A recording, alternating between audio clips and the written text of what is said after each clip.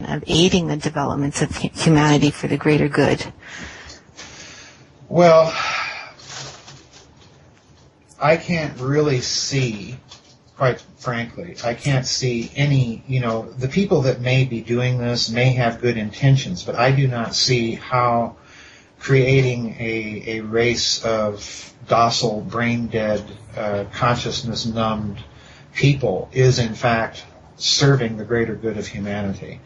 And that's what makes me suspicious of the whole agenda. I think the last thing that the powers that be would want is a humanity that is fully awakened, fully conscious, fully compassionate, fully intended upon good, fully able to think for itself and think critically. Because we would have, if that were the case, we would have an explosion. We would have a new renaissance, and it would be much more difficult for the powers that be to control a population like that. So I'd have to dispute the idea that if this is going on, it's being done for altruistic agendas or altruistic aims. I think quite the reverse. I think that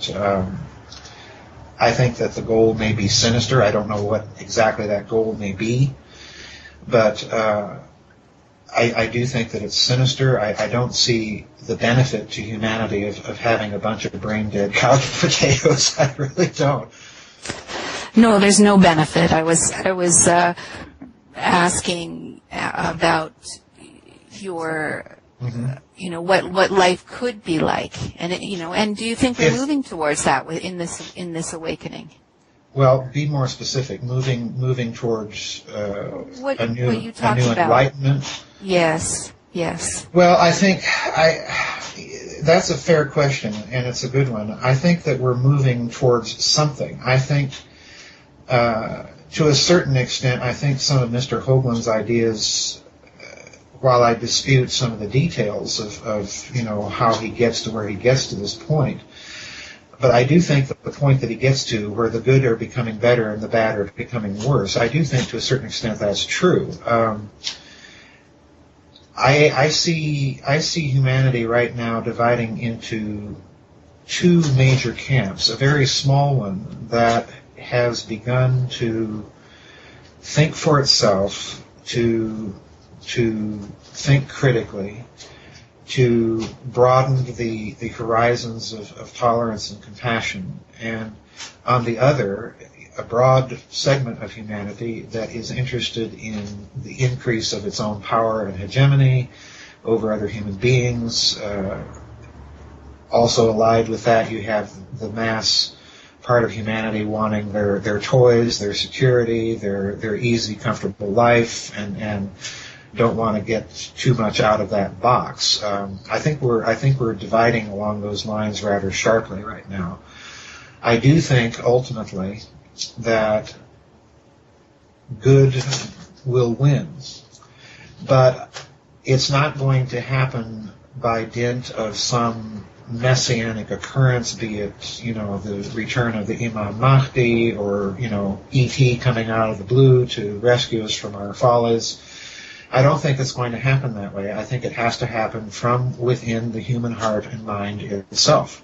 And that's why I go back and try to urge people to do good, think good, and if they're the praying sort, pray for good. I'm a praying sort, but there are others who aren't. And I don't think that in these times,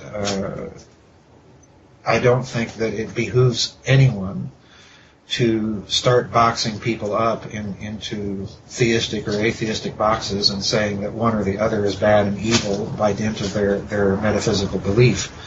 So, I try and urge people to some sort of metaphysical action on the part of their will, on the part of their mind, to do good. I would agree with your observation that separation or gap is becoming quite visible. Oh, yes. To those who are, awake and aware.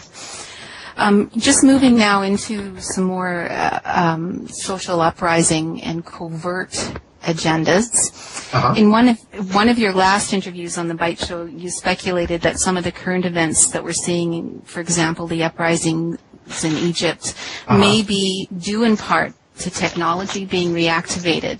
Can you say more about that? Well, as you know, I've long speculated that the ancients had a much higher technology than we give them credit for.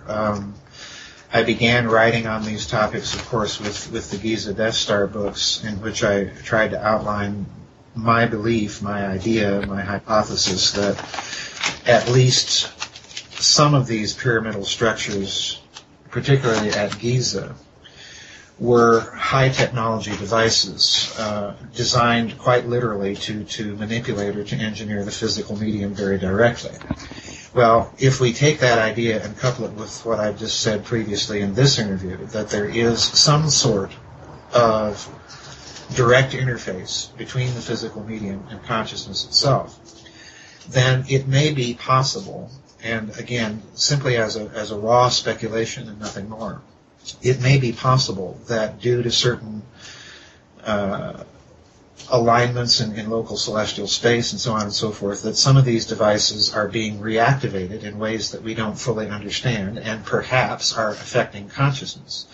The other thing that we need to remember in this respect is that the technologies that we see the various great powers of the world actually building, I think in particular of HARP-like technologies. We've got versions of HARP in Russia, we've got versions in Europe, there's versions being run by Japan, and so on and so forth. Well, these technologies can be entrained to the natural Schumann resonance of the earth. They can be entrained to the natural frequencies of the brain. I wrote a section in Babylon's Banksters about how certain ancient temples on engineering principles look to be entrained to frequencies of the brain to induce certain kinds of emotional states. So the technologies exist. So what I have to wonder is, with this sudden, apparently spontaneous, and part of me suspects that it's not entirely spontaneous, that these uprisings in the Middle East may be the result of the application of some technology in conjunction with some covert action or psychological operations on the part of some hidden player or players. I think all of this may be the case and may be in play here. I hope that answers your question. Yes. So you would imagine then the purpose of this reactivation would be to fulfill some of their sinister agendas.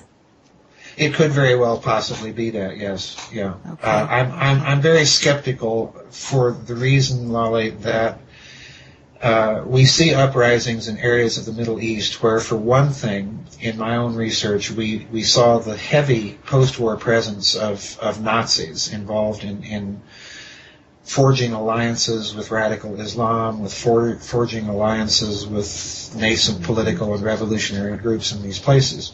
And I've long maintained that this post-war Nazi organization is probably still in existence in some degree or fashion to this day. So that makes me skeptical on that basis. And in fact, just today, I haven't even had time to read this email, but someone sent me a news clipping that the revolutionaries, or some of the revolutionaries in Egypt, are looking to form some sort of kind of neo-Nazi party. So, oh yeah, it's, and I'm not saying that it's all being driven by those people. There are certainly people involved with these uprisings that do want a kind of democratic reform of the governments that they've been living under, and you can't blame them.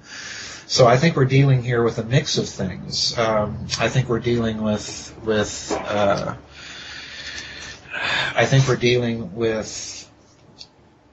a spontaneous outbreak. I think it's legitimate in a great degree, and like all such revolutions, there are certain people trying to steer them to certain ends. Right. So, in some way, manipulating the energy of what might be a purposefully, an uprising that we might say, well, good for them, but then using that energy to directing it towards their purposes. Yes, absolutely. Okay, got it. Okay, thanks so much, Joseph. I'll talk to you later in the interview. All right, thank you, Lal. I hope I answered your questions. You did, thanks.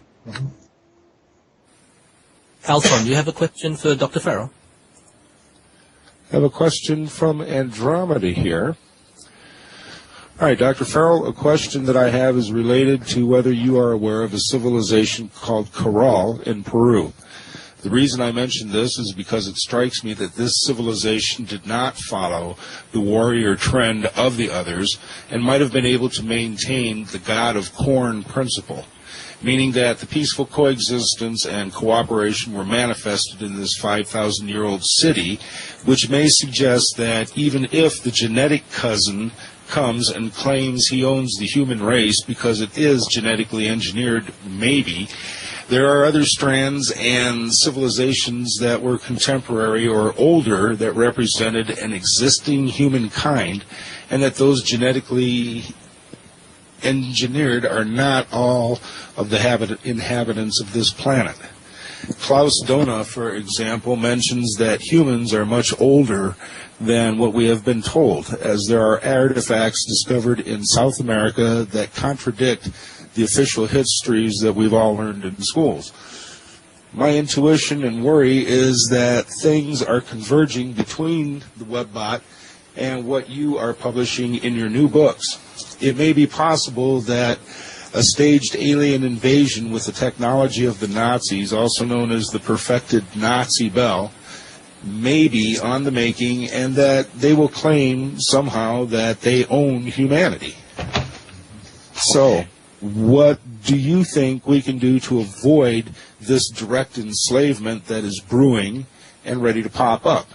And whether you think that one of the factions of the black government is a Nazi faction alive and well in Argentina? Oh boy, lots of questions there.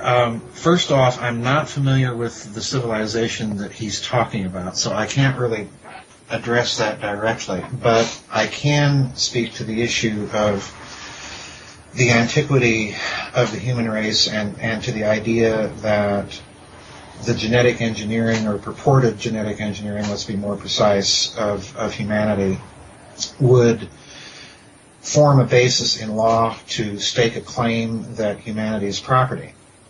Let us assume that, for the sake of argument, that somebody comes to Earth or claims to be returning to Earth and asserts its right to humanity as its property.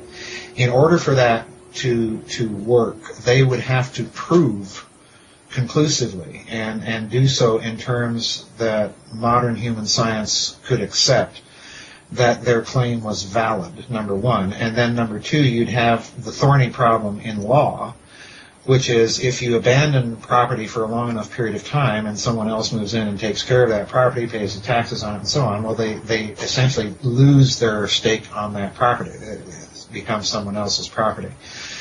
And I think you could argue that in humanity's case that has happened. We've certainly, at least to all intents and purposes, appear to have taken care of our own affairs for the last several thousand millennia, or for the last several thousand years, I should say.